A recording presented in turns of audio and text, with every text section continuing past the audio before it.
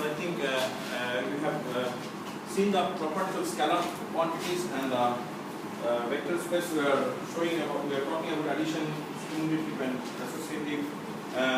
The distributive properties have ended up, and there the properties, some of the properties can be well visualized using the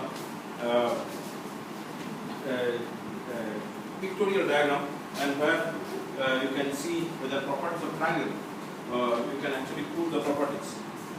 Another property, so let us continue from the properties what we discussed last class. So we have V belongs to capital V, which is V vector belongs to vector space, and we have alpha and beta, which belongs to the numeric field. Alpha belongs to numeric field, beta belongs to numeric field, and so we can write so that equals to alpha beta beta. That is pretty straightforward to visualize.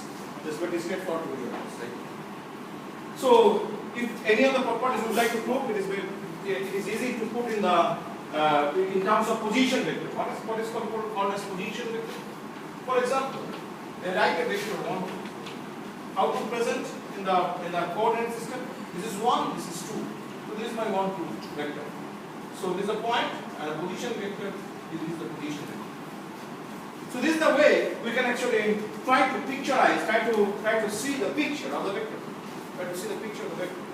Right? So if I say 1, 2, this is like this is 1, 2 vector. This is 1, 2, this is 1, 2. Okay. So similarly, in the three-dimensional diagram, we can actually see the picture of the vector. So I think as much we have seen a lot of properties of vector, and we have discussed yesterday that the scalar belonging to the numeric field capital K, and the vector belonging to the space called vector space, and which is having the properties which have been I have discussed yesterday and today, the last property. So next we'll be talking about something called, there are two interesting things I'll be discussing here: linear independence and basis vectors. So we're talking about linear independence and basis vectors. But these terms, when you talk about linear independence, it is not that difficult to picturize, because we have done already in 10 plus 2 physics. What have we done in 10 plus 2 physics? This is a P vector. This is the way the books will write. Q vector. This is the way you complete the parallelogram, and this is the R vector. And you say this R vector is the result of P and Q, and Q is of course the same direction. You can actually put it up. So from the tangent rule of vector, P plus Q equals to 1. So what I can say that, if R vector is there, that can be decomposed into P plus P and Q. And mathematically, this type of stuff can be written in a much formal way. So we can say a system of vectors. A system of vectors. You write V1, V2. You write Vm. These are the vectors which belong to the vector space capital V of a vector space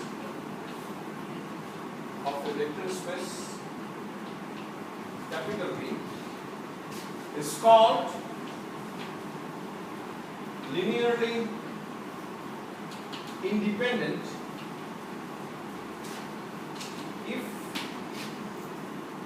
summation of alpha I Vi bar I equals to 1 to m equals to 0, where alpha i's belong to numeric field, the scalar quantity, and this implies alpha i's equals to 0 for all I. You see so much of mathematical notation I am actually using.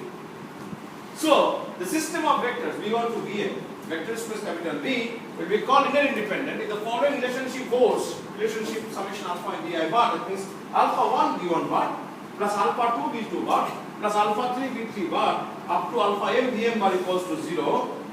Alphas are scalar quantities. These alphas belong to numeric field for all I, and if all alphas are 0, alpha is at 0, then in that case we can say the system, the vectors are linearly dependent. This is the way mathematically we can represent. In that case, we can say otherwise, if at least one alpha is non-zero, when the vector space, the vectors are not independent, they are dependent. So I will be actually discussing of course with the mathematical illustrations, but the mathematical examples, how it will look like. Any question in the definition? Any doubts? You can please interrupt me because you are not interrupting these days unless I ask you any questions. So if you want to visualize, it is very easy to visualize, and I will actually give an example of how to visualize this one. Let us finish some of the definitions. So next comes the basis vectors. Basis vectors and linear independent is almost like same, but basis vector actually you can define from here. So if R can be written in terms of P and Q, and in that case P and Q could be called as independent basis vectors or independent vectors. Sometimes what we actually do that, we define unit vector here and unit vector here. EP and EQ. Right? EP and EQ. So what the intersection then? If I write R, there should be something. What are they?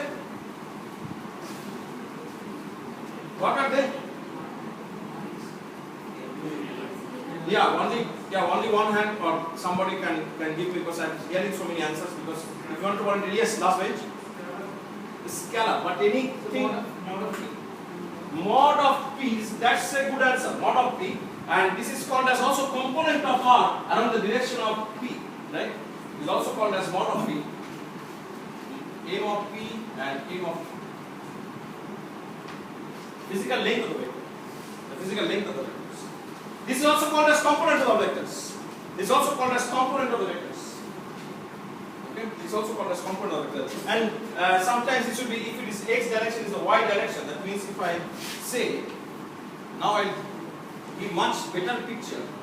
So this is your ex direction vector, and along this ey independent vector. This is r vector, and so it is rx and ry the component. So you can write r vector is nothing but mod of, or you can say rx ex vector plus ry ey vector. So x component, y component. That is how you do that, right? So like example, p vector px ex plus py qy, or you can write px hat plus py hat, or you can write px ex plus py. In that case, these are the scalar quantities, and these are the components of the x and y directions respectively. Right? And in that case, we say this ex and ey, this ep and eq are called as basis vectors. So you can see that a vector in a vector space can be expressed as a linear combination of basis vectors. Linear combination. You can see that any vector, the vector space, can be expressed as a linear combination of basis vectors. A vector in a vector space can be expressed as a linear combination of basis vectors. Once the basis has been fixed, and I will now define a set of basis vectors. I now define a set of basis vectors. So we call a basis of V for any system of linearly independent generators of V if the set U1, U2, say UN is a basis of V, the expression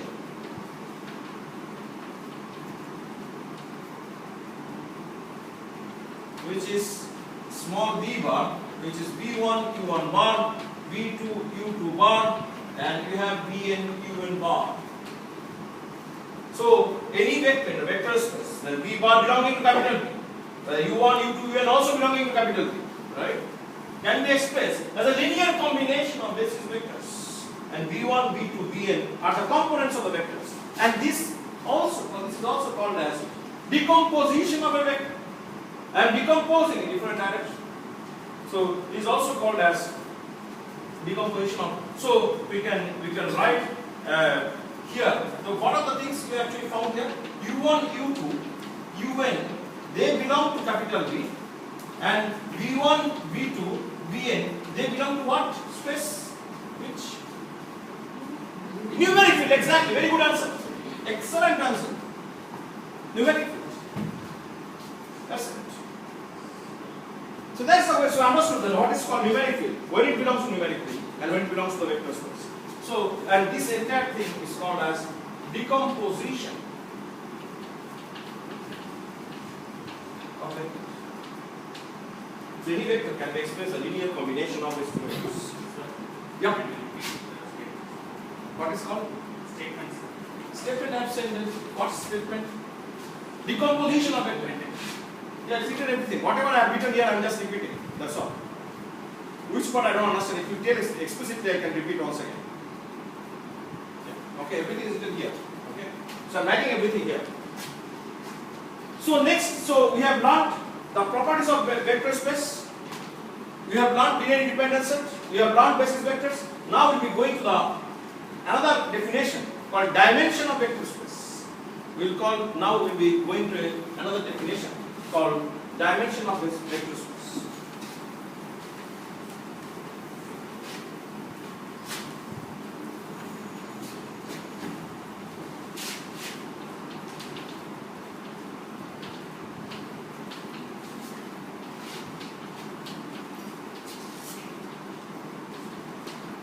What is dimension of vector space?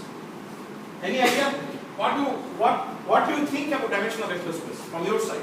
Then I will give my definition. What is dimension of vector space? Any hands? Anything? What is dimension of vector space? Order of the matrices will not come in here. Vector space or column only, right? Yes. Last page. Number of basis vectors. Okay. I will give.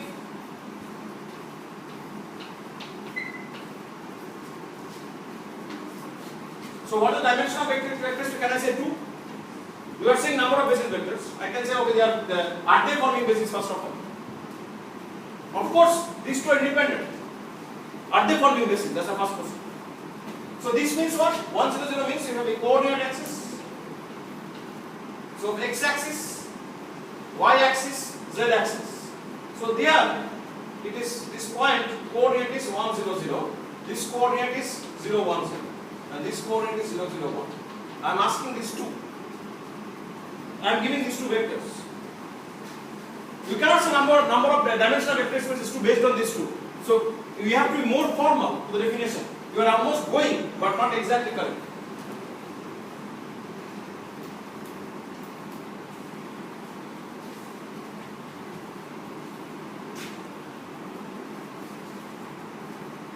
So it is, I would say that maximum number of linearly independent vectors, the dimension of vector space.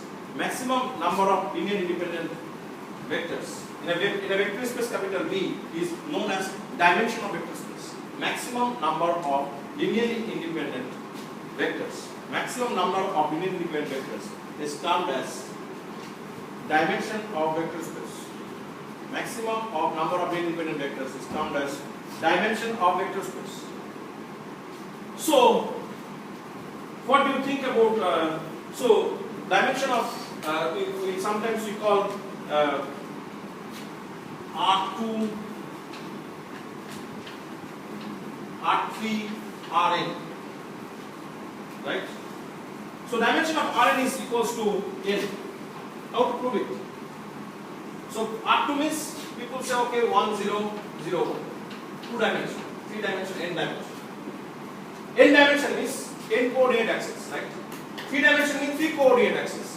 2 dimension means 2 coordinate axis. 1 dimension is one dimension we won't talk about for the vectors like this will be complex. The question is for the n dimension. coordinate axis, can you prove that your dimension of vector space is empty? You got the point? Okay. For these dusters to represent in the coordinate geometry, you need to have 3 axes, right? Okay. If I give a sheet of paper, this paper, one sheet, how much x and y? Z direction is negligible. So this requires R2. This is R3. My question is, in R2, can you prove your dimension of vector space is 2 and R3, your dimension of vector space is 3? Understood what I am saying? Dimension of vector space is defined as maximum number of linear independent vectors. Maximum number of linear independent vectors. So let's talk about definition of vector space. Definition of linear independent set and try to prove it. Definition of linear independent set. You see the definition. Summation of alpha vi bar equal to 0. And all alphas have to be 0 to prove that vectors are linear independent. Correct? That's what we have done today morning. So I will take R3, 3-dimensional space. You know what is called R3. This duster is R3. You need 3 dimensions to represent. And for this paper is R2. So the best way, linear independent set for any geometry, for 2-dimensional, these 2 vectors actually you can see around this unit vectors. Unit vectors. Why the unit? If you see the magnitude is 1, 1, 0 is around this, 0, 1 is around this. Right? Similarly for 3-dimensional, we have 1, 0, 0, 0, 1, 0, 0, 0, 1. Unit vectors along x, y, z respectively. Right? Now, I am saying R3. The definition of dimension of vector space is the maximum number of linear independent vectors. I am saying I want to check whether my dimension of vector space is 2. That means I will say, okay, these are my linear independent vectors, right? It looks like linear independent. Of course, they are linear independent, right? This and this, they cannot interfere. They are like independent sets. So, based on my definition, I can write this summation alpha I vi bar equals to 0. This is my definition for independent vectors. Am I correct? So, what are the algebraic equation you are getting? Alpha 1 plus 0 into alpha 2 equals to 0. Alpha 1 into 0 plus alpha 2 into 1 equals to 0. And alpha 1 into 0, alpha 2 into 0 equal to 0. Simple, school level mathematics. Mathematics is very easy here in this course. Whenever you get doubt, you can go to school level. This equation itself says, for any alphas, this equation is satisfied. For any alphas. Now you can see that if I say 5 into 0, or if I say 1 into 0, for example, 1 into 0 plus 1 into 1 equals to 1. So if I put, now I will say all 3 equations will be satisfied if I equals to 3, if I equals to 2. You see, everything is satisfied. Alpha 1 equals to 1. Yeah, so you can actually say 0. But the thing is that this equation is also satisfied. That means for any alpha, this equation is satisfied. Okay? You can say for any alphas. So that means in that case, you are not getting unique solution for alpha, first of all. There is no uniqueness in the solution because this is not satisfied. We can say that there is no solution and there is no unique solution. So, our condition is all alphas are strictly to be 0. We are not getting here. Okay? Because this is actually also happening. So, let's look at all the independent vectors. That means, now if I consider all the independent vectors, and that's the direction of vector space, alpha 1, alpha 2, alpha 3,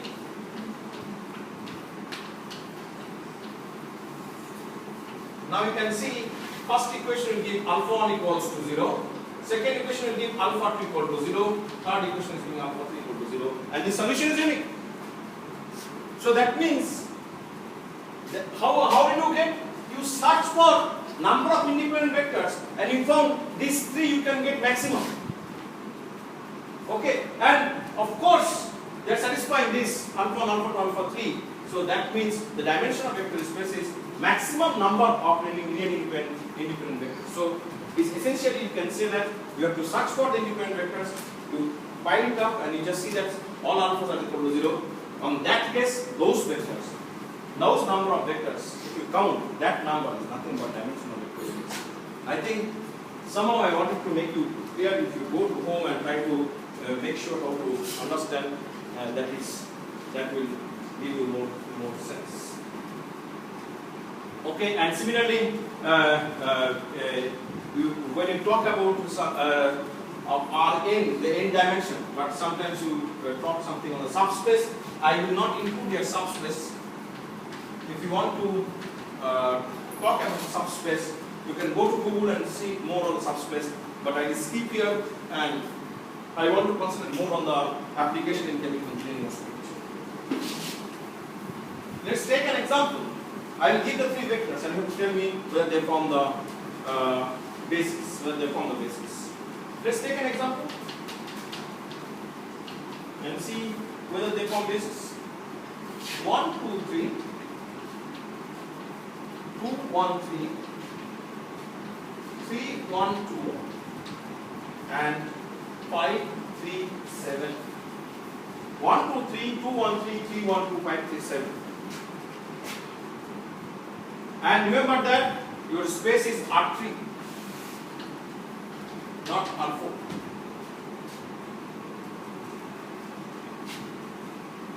Question is, do they form basis? Question is, do they form basis? Or are they really independent? Either way. If you ask do they form basis, these vectors have to be linear independent. Right? So now let's try to prove linear independent set. Then there is a chance to have the basis vector. Because any vectors can be expressed as linear combination of all those linear independent vectors. And of course they call basis. They are called as basis. So how to attack this problem?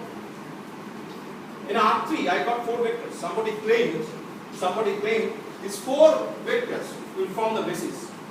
My question is that claim correct? My question is that claim correct?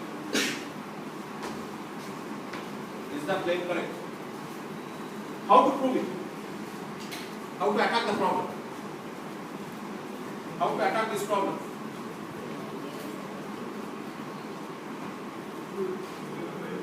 Yeah, please. So first we should take 3 out of this 4. Okay. Why 3? But that is no. That is we have to go by definition. Somebody is claiming all 4 are forming the basis, or they are the linear independent sets. Of course, I don't even know what is this. Then alpha 1, yes, alpha 1, 1, 2, 3 plus alpha 2, 2, 1, 3 plus alpha 3, 3, 1, 2 plus alpha 4, 5, 3, 7 equals to 0, 0, 0. Very easy. Mathematics is very easy. Everything is there.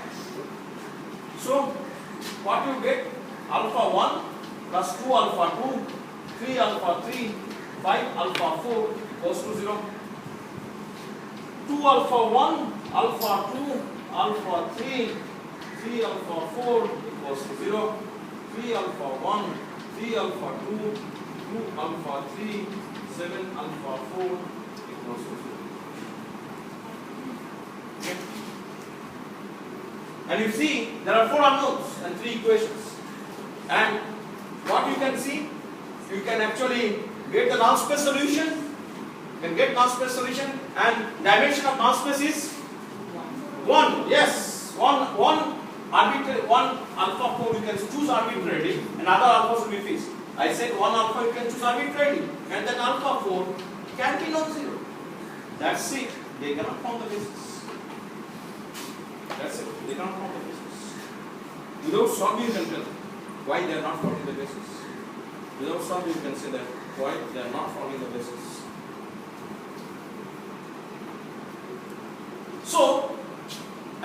example, another way to look at, now we have done the rank and everything, so you can appreciate better. Another example and draw.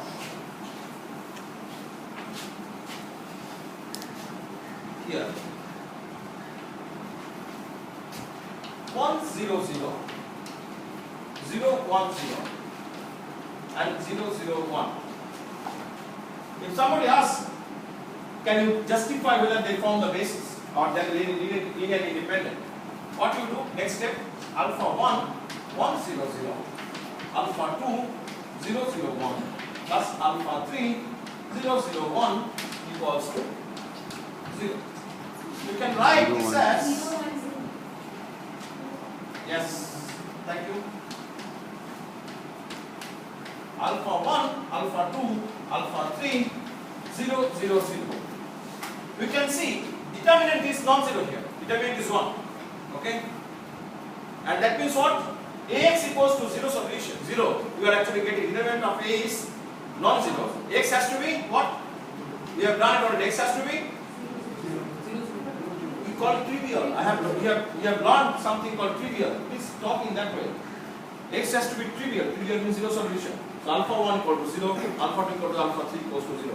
So without solving, so now if I give 100 set of vectors,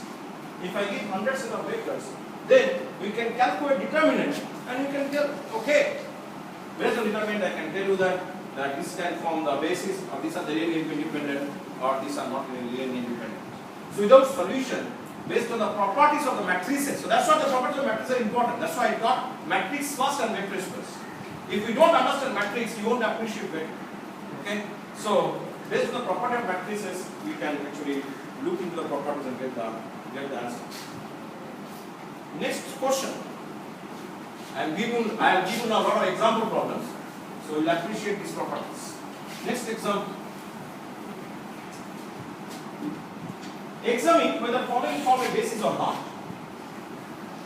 U1 vector 1 2 1, U2 vector 1 minus 2 1, and U3 vector 0 1 1. Question is, do they form basis? The question is, do they form basis? The question is, do they form basis? So what you do? Step. Who will tell me the step? Yes. Alpha 1 1 to 1 1 minus 2 1, alpha 3 0 1 1 equals to 0 0 0. Next step. Alpha 1 plus alpha 2. No, we have done this way. We are not following the rule. No. 1 1 2 minus 2 1 1 1 1, alpha 1 alpha 2 alpha 3 equals to 0 0 0. Next step. It doesn't make sense whether the rank is equals 3. Here the rank is the order of the matrix. Otherwise we can actually say that number of independent number of non-zero rows in the row echelon form is already row echelon form, and number of non-zero rows are 3, which is equals to the rank of the matrix, which is also equals to order of the matrix. We know that the rank and order same, determinant is non-zero. There's so many properties, all the properties are actually exploited. So in that case, you won't find determinant. You really you really lost, and so much of time you will spend rather than see the rank of the matrix. If the rank is less than the order of the matrix, determinant of the matrix automatically is 0. We have seen the property. So can you deal with the next step? R2 1 R2 1 equals to 1% piece, one voice. R2 1 equals to, yes, and then R3 1 is, yes, fantastic. So 1 1 0 0, then minus 4 1 0 0 1, alpha 1 alpha 2 0 0 0, and now from here you can see that that's already in echelon format, and rank of the matrix is 3 because number of independent rows are 3. So all alphas equal to 0. So they form the basis. So nicely from the matrix properties we can actually look into. Another problem I am giving that you can do at home that is very straightforward. But yes, I think that these example problems are required to understand or appreciate the things what we have learned today. So next is U1 bar, which is 1, 2, 1, U2 bar, which is -2, -4, -2, and U3 bar, which is 0, 1, 1. Do they form basis? And if I see the result, if you see the vectors, of course they are not. And you can prove with the same approach. They are not forming because if you multiply this thing by -2, we will get into vector. Right? So of course you can see that they are not forming the basis because U2 can be obtained directly by multiplication with U1. So U1 and U2 are related. They are not forming the basis or they are not linearly independent. So in that case, what we can actually do, we can formalize in this approach and get the answer. Okay, so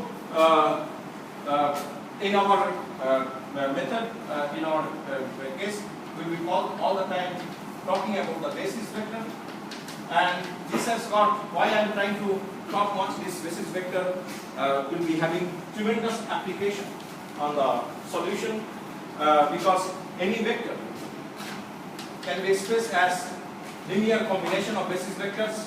Sometimes in what I do,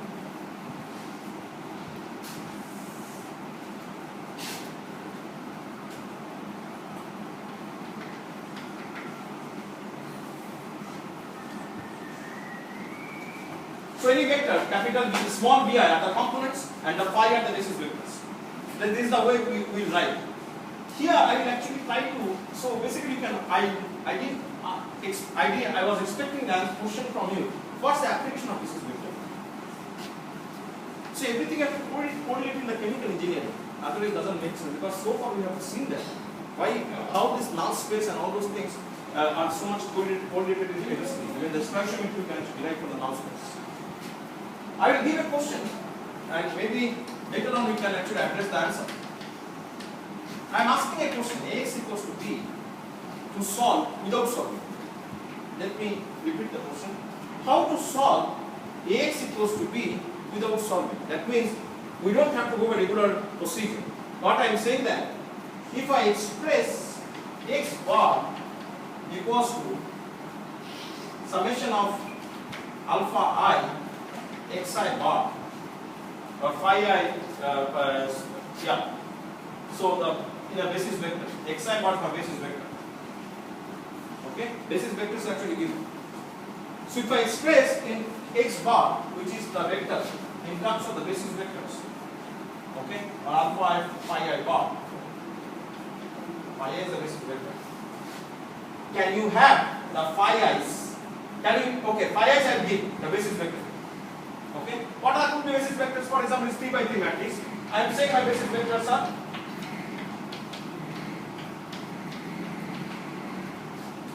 with that, if it is possible to find out alpha I, then we can say, okay, this is my solution. So without solving, we can get it in terms of this. How you can do it? You got my point? So this vector I will represent in terms of basis vector. Only thing is we need to know this coefficient, alpha I or br. If you can get alpha I somehow, then we can say that, okay, this is my solution. So, one of the applications of the basis vector to find the solution of any operator. So, if you have an operator, L equals square, L could be differential operator or matrix operator.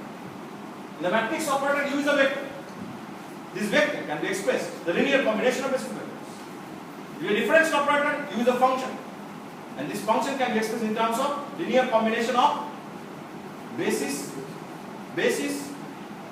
linear combination of basis, what?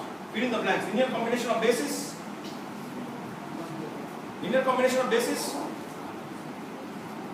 so many times I am repeating, I am not getting the answer. If a differential operator, U is the function, and a function can be expressed linear combination of basis. Linear combination of basis, see I am just talking, 1000 times my mind be over, getting over. Linear combination of basis, I am just here in the morning. One hand please and give the answer. Linear combination of base is what? If it is a matrix, is a vector Ax equals to B, X is a vector, and any vector can be expressed linear combination of basis vector. Your differential operator is a function, right? Okay, what is that kind of function? d2y by dx square equals to f. And y is function of x, right? Then y can be expressed a linear combination of bases. So easy. If I tell the answer, you actually said, okay, this answer is so easy. Enter since 70 people. I am just, yes, what? Function, how can be equal to the vector? How a function? If I say scalar is equal to vector, you will admit? Of course not. A scalar cannot be equal to a vector. A function will be obtained by linear combination of bases. What? Answer is there in the statement. What is that? Basis function. See, I am giving the answer in the even statement itself, and you are not able to tell 70 people. I have to tell this sentence at least for 10 times. So similarly, the functional space, a function can be expressed a linear combination of basis functions. So now, see, basis vector you can see and you can visualize. These are the basis vectors. Basis functions, how they will be? You have any idea? I will come back. But any other idea about basis function? How they look like? Simple basis. How the basis function will look like? Basis vector you have seen. I have seen it where you can picturize it, you can do it nicely. What would be the basis function? How they look like? Any idea? Pardon? Planes. Planes are not a function. Functions are what? Sin x, cos x, x square, x cube, ax plus b. They are all called functions. How can you find some basis functions? Okay, think about it. We'll come back later and see that who can actually give me the answer. So, now we'll be slowly moving to the family of the vector space. Let's look at what we have covered. I think we have done enough of the vector space. And we started from numeric field. So the numeric field with some certain properties, we got the vector space. The vector space, we have seen the properties, we have seen linear independence, we have seen the basic vectors, we have seen the dimension of vector space. Once they are defined, then it is possible to define the distance between the two vectors. And in that case, the space is termed as metric space. In that case, space is termed as metric space. So, in a metric space, the distance between two vectors is specified.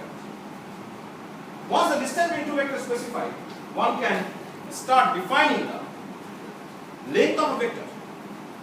One can define the length of a vector, and which is called as, this space is called as non-linear space. So, this talk about distance between two vectors. Distance between two vectors. This talk about length of a vector is defined. In that case, the space is non-linear space. And the precise mathematics, if a non-linear space is complete, the mathematicians call this as another space. Do you remember what is that? Now, of course, the chemically is very difficult for you to remember. The space is called as Banach space. B-A-N-A-C-H. Banach space, out of syllabus. So, no need to remember. Next is another space, which is called as inner product space. That is length between two vectors, angle between two vectors. If now the vector's distance you know, length you have measured. If you want to measure the angle between two vectors, in that case, if the angles can be measured, in that case the space is termed as inner product space. If the inner product space is complete inner product space, there is something called completeness criteria. I will discuss later. Complete inner product space, and this is known as Hilbert space. This is known as Hilbert space. So we might have heard about Hilbert space, but that's the thing, that's the philosophical perspective. So starting from numerical, vector space, metric space, non-linear space, inner product space, complete inner product space, Hilbert space, and I work on finite element method, and my method is based on this space, Hilbert space. So if you look at all my papers, research papers, publications, I work on the, so my research is precisely in this area, this zone, very narrow zone, which is, if you look at, we work on the finite element method, and which belongs to the complete inner product space. And if you want to learn more on finite element method, next semester I'm going to offer a course on finite element method. You are most welcome to take that course as well. Okay, so let's talk about the property of the metric space. Let's talk about the property of metric space.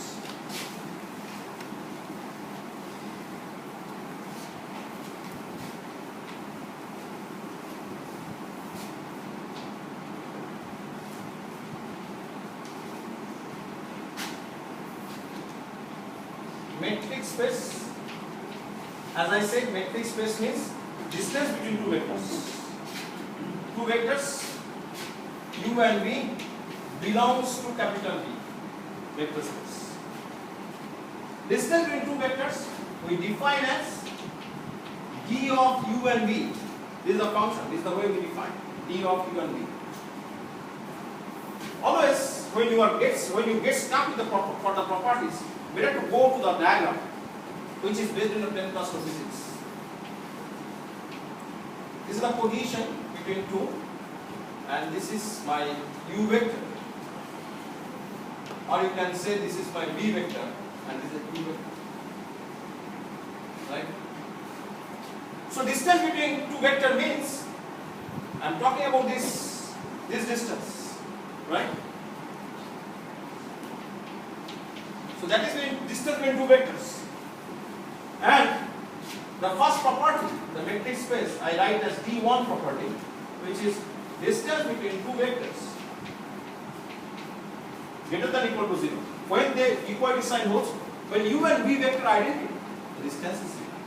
Otherwise, it is non-zero. It is always positive one. So D2 is the equality sign when du v bar equals to 0 if and only if u bar equals to v bar. D3,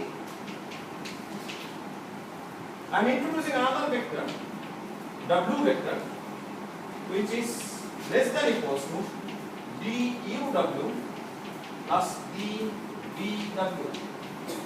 How to prove it? Triangle. Okay, how to do it? Anybody can come and prove it in the board based on triangle? Can you come and prove it?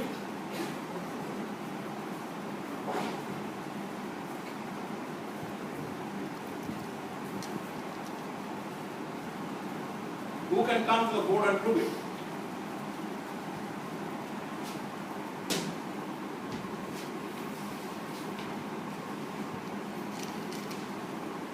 Anybody can come and prove it.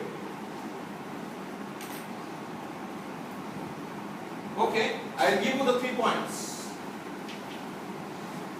This is u, this is v, and this is w. So we can get, this is u vector, this is v vector, and this is w vector. Now can you put by diagram?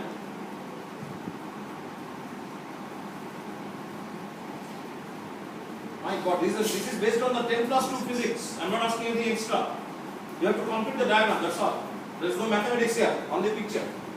Here there is no mathematics. Mathematics was here, but now there is no mathematics. It is I am doing what? Coordinate geometry, which was covered in 10th level and 10 plus 2 level. And I think it's 10th level I am asking, not even 10 plus 2. Who can complete the diagram?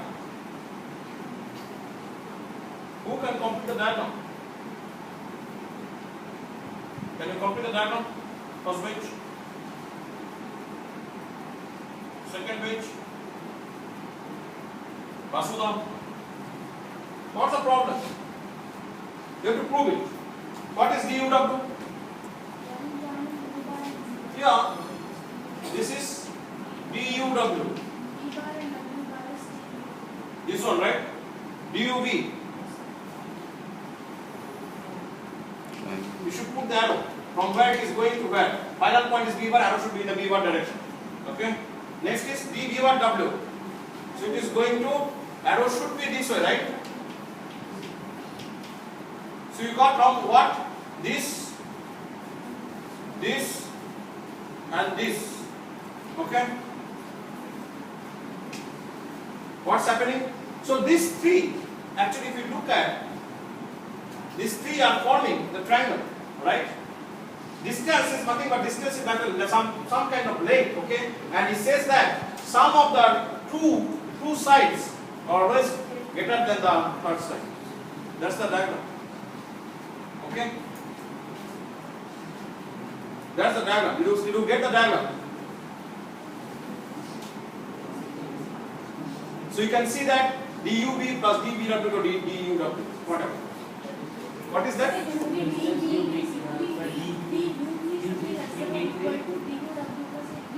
DUV, yes. Am I correct? Yes. Yeah. And from the diagram you see that this is this. Sorry. Yeah. This and this is actually coming to this. So from the vector space, from the vector, if you say triangle rule of vectors are satisfied. So this vector plus this vector or this vector, and you can see the rule of triangle actually is being satisfied. Next is, or I think I have done slight mistake here. Please correct it.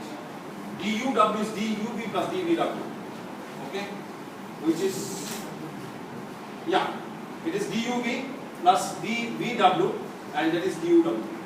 So from the vector relationship, if you look at this vector, so I am saying OA, OB and OC. So you can see the rule wise AB vector plus BC vector equals to AC vector. Am I correct? From the triangle rule of vectors. What is AB vector? Which is DUV, right? This vector is DVW. AC vector is DUW. So vector wise, so this is the vector formula. Okay, this has already been done in the vector space. So metric space belongs to vector space, right? And this is an additional relationship we got from the rule of triangle. Funda is clear. Everything is done by picture only. There is no mathematics here. The picture is obtained from your class 2 coordinate geometry. Any questions? Any doubts? D4. Distance between U and V is equals to always distance between V and V. We cannot say about the vector. Vector direction is negative. I am not talking about the vector, I am talking about distance. So distance is scalar actually. Distance is nothing but scalar. What I am talking about is scalar. Okay? Of course, everything is belonging in numeric field. But when we form this scalar, we are using some property which are belonging to vector space. So that's why the metric space belongs to the numeric field as well as the vector space. Okay? With that, I will complete today's class. I think next we will be meeting on Wednesday, 5 o'clock in this room.